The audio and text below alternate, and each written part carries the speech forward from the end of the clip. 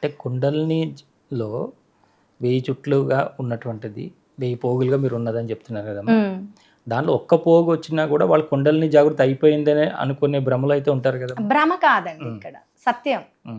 భ్రమలో పూర్తి స్థాయిలో అయిన వాళ్ళకి వచ్చే ఆలోచన కానీ వారి జ్ఞానం కానీ వారి పరిధి కానీ వేరే ఉంటుంది.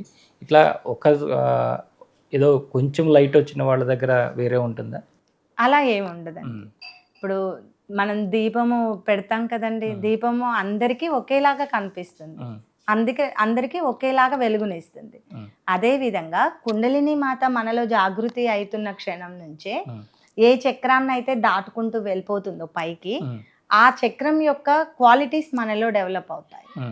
సో నాలెడ్జ్ పరంగా తీసుకుంటే మనకి స్వాదిష్టాన చక్రం దాటిందంటే కుండలిని మాత మనకి కంప్లీట్ నాలెడ్జ్ వస్తుంది అనమాట. Divine knowledge. కానీ ఇప్పుడు ఈ ప్రపంచంలో ఏదైనా తీసుకోండి, చిన్న గుండు పిన్ను నుంచి రాకెట్ వరకు కానీ, మన ఆది నుంచి అంతం వరకు కానీ ఏదైతే ఉందో నాలెడ్జ్, అవన్నీ కూడా వస్తాయి మనకి ఆ స్వాదిష్టాన చక్రంలో ఉండండి. అట్లా ఒక్కొక్క చక్రం ఒక్కొక్క క్వాలిటీని కలిగి ఉంటుంది, ఒక్కొక్క శక్తిని. ఆ శక్తులన్నీ కూడా మనకు వస్తాయి. శక్తులు అని అంటే ఏదో ప్రత్యేకంగా తీసుకొచ్చి ఇవ్వటం కాదు కదండి, అది మనలో జాగృతి అవ్వాలి. అందరిలో ఉన్నాయి. ఇప్పుడు మనం కోపం వస్తుంది, కంట్రోల్ చేసుకుంటున్నామా లేదా అంటే ఆ పవర్ మనలో ఉన్నట్టే కదా. సో అదే విధంగా ఇప్పుడు మన అరిషడ్ వర్గాలు, ఇప్పుడు మనకి ఏంటి ఇప్పుడు అరిషడ్ వర్గాలు అని అంటే కామ, క్రోధ, లోభ, మోహ, మద, మాత్సర్యాలు. ఇప్పుడు మనకి పిసినారితనం ఉంది, మన దగ్గర ఒక ముద్దే అన్నం ఉంది, మనకు చాలా ఆకలేస్తుంది, తింటున్నాము.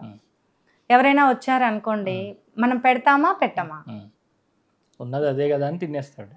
నేనైతే పెడతానండి. ఎందుకు అని అంటే పాపం వాళ్ళు చాలా ఆకలి మీద ఉన్నారు కదా, నేను కొంచెం తిని ఆ కొంచెం దాంతో నేను సంతృప్తి పడతాను.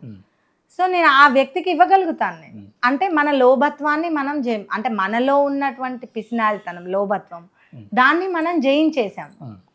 ఆ శక్తి మనకు ధ్యానం ద్వారా వస్తుంది. శ్రీ మాతాజీ ధ్యానం ద్వారా మనకి ఇస్తారు. మనం ఏం చేయాల్సిన అవసరం లేదండి. దీంట్లో రూల్స్, రెగ్యులేషన్స్, కండిషన్స్ ఏం లేవు.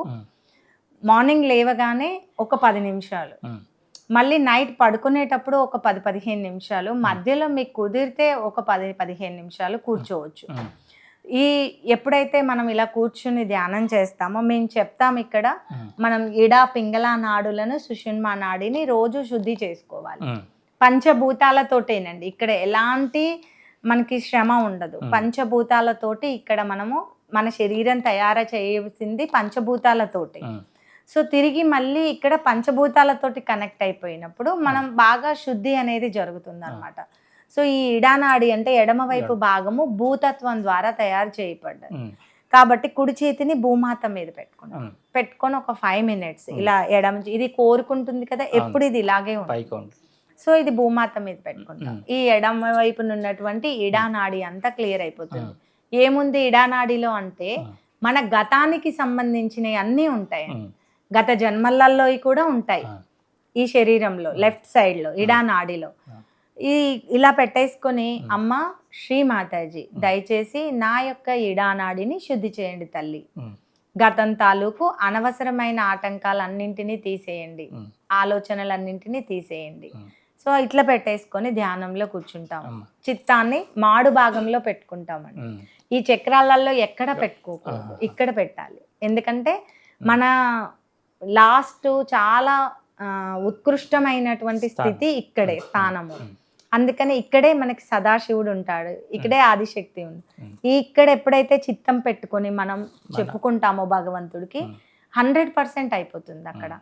ఇలా పెట్టేసుకొని ఒక 5 minutes మనం అంటే మాక్సిమం 5 minutes చెప్తున్నాం, కానీ ఎంతసేపు కూర్చోగలిగితే అంత బాగా క్లియర్ అవుతుంది. మన సమయము అవన్నీ చూసుకొని మనం కూర్చోవచ్చు. తర్వాత ఇది చేస్తాం.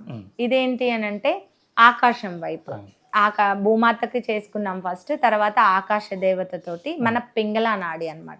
పింగళ నాడిలో ఆకాశ తత్వం ఉంటుంది కాబట్టి ఆకాశ తత్వం ద్వారా అమ్మ నా యొక్క పింగళ నాడిని శుద్ధి చేయమ్మా, నాకు భవిష్యత్తులో ఎదురయ్యే అన్ని ఆటంకాలను తీసివేయండి, ఇలా చెప్పుకుంటాం అన్నమాట. చెప్పుకున్నప్పుడు ఈ రైట్ సైడ్ లో ఉన్నాయి అన్ని కూడా భవిష్యత్తుకు సంబంధించిన ఆలోచనలు, టెన్షన్స్, ఇప్పుడు మనం ఉన్న పరిస్థితులలో బాగా ఆలోచిస్తూ ఉంటారు. లేడీస్ అయితే గతం గురించి ఎక్కువగా ఆలోచిస్తూ ఉంటారండి, జరిగినవే ఆలోచిస్తూ ఉంటారు. మామూలుగా జెంట్స్ అయితేనేమో టెన్షన్ పడుతూ ఉంటారు, వర్క్ హడావుడి ఉంటుంది. సో అప్పుడు ఇలా జెంట్స్ ఇప్పుడున్న కాలంలో ఏంటి అని అంటే ఆడవాళ్ళు కానీ మగవాళ్ళు కానీ తేడా ఏం లేదు, వర్క్ చేస్తూ ఉన్నారు కాబట్టి వర్క్ హడావుడి టెన్షన్స్ ఉంటాయి. రైట్ సైడ్ ఆ లేడీస్ వెళ్ళిపోతూనే ఉన్నారు, జెంట్స్ కూడా గతంలో జరిగినవి ఆలోచిస్తూనే ఉన్నారు. సో రోజు ఇలా చేస్తూ ఉన్నప్పుడు ఆ టెన్షన్స్ నుంచి విముక్తి అనేది వస్తుంది అన్నమాట. సో తర్వాత మిగిలింది సుషుమ్నా నాడి. 2 చేతులను ఇలా ఓపెన్ చేసి పెట్టుకొని, అమ్మ నన్ను వర్తమానంలోకి తీసుకెళ్ళండి, నా సుషుమ్నా నాడిలో కుండలిని మాతకి అడ్డుగా ఉన్నటువంటి అన్ని ఆటంకాలను తీసేయండి తల్లి అని చెప్పుకుంటాము. సో అప్పుడు మన సుషుమ్నా నాడిలో ఉండే ఆటంకాలన్నీ కూడా వెళ్ళిపోతాయి అన్నమాట. వెళ్ళిపోయిన తర్వాత ఏముంటాయి, ఇంకా ఉండేది గతము, భవిష్యత్తు, వర్తమానం. ఈ గతం వెళ్ళిపోయింది, భవిష్యత్తు వెళ్ళిపోయింది, ఉండేది వర్తమానం అంటే సుషుమ్నా నాడి. మనము సుషుమ్నా నాడిలోకి వెళ్ళిపోతాము. మన అటెన్షన్ అనేది కంప్లీట్ గా వర్తమానం ప్రజెంట్ లో ఉంటుంది అనమాట. ఆ ప్రజెంట్ లో ఎప్పుడైతే ఉన్నామో ఆ స్థితియే ధ్యాన స్థితి. ఎలాంటి ఆలోచనలు రావు, నిర్విచార స్థితిలోకి వెళ్ళిపోతాము. సో అప్పుడు వైబ్రేషన్స్ స్టార్ట్ అవుతాయి మనకి, అంటే శరీరం అంతా కంపిస్తూ ఉంటుంది. ఆ వైబ్రేషన్స్ అలా పెరుగుతూ కంప్లీట్ గా వెయిట్లెస్ స్థితి అనేది వస్తుంది. ఆ వెయిట్లెస్ వచ్చిన తర్వాత శరీరం అంతా కూడా ఇలా గుండ్రంగా తిరుగుతున్నట్లుగా ఎందుకు అనిపిస్తుంది అంటే, మనం భూమాత పైన కూర్చుని ఉన్నాం కదా, ఆ పంచభూతాలతో కనెక్ట్ అవుతుంటాం మనం అప్పుడు. సో ఆ భూమాత ఎలా అయితే తిరుగుతుందో మన స్థితి అలా తిరుగుతూ ఉంటుంది అనమాట. సో అది తిరుగుతూ ఉన్నట్లుగా కనిపిస్తూ ఉంటుంది. ఆ విధంగా వెయిట్లెస్ అయిపోయి తిరుగుతూ కంప్లీట్గా నిర్వికల్ప స్థితిలోకి వెళ్ళిపోతాము. నిర్వికల్ప స్థితి అని అంటే మన కుండలిని మాత ఇందాక మనం చెప్పుకున్నట్లుగా పాము ఆకారంలో పైన తిరుగుతూ సహస్రారంలో ఉండే సదాశివుడితోటి కనెక్ట్ అయిపోతుంది. అది నిర్వికల్ప స్థితి. ఆ నిర్వికల్ప స్థితి ఎప్పుడైతే మనలో వచ్చిందో ఆటోమేటిక్గా కంప్లీట్గా మనం డివైన్తో కనెక్ట్ అయిపోయామని అర్థం. సో ఆ స్థితికి వెళ్ళేంత వరకు కూడా మనం ధ్యానం చేస్తూ ఉండాలి. అలా అని మన ఇంట్లో బాధ్యతలు అవన్నీ వదిలేసుకోమని చెప్పలేదు శ్రీ మాతాజీ ఎప్పుడు కూడా. మనం ఏదైతే నిత్యం చేస్తున్నామో మన వర్క్ అదంతా చేసుకుంటూ మన బాధ్యతలు అయిపోయిన తర్వాతనైనా ఒక 10 నిమిషాలు ధ్యానాన్ని మన జీవితంలో ఒక భాగంగా చేసుకుంటే చాలు.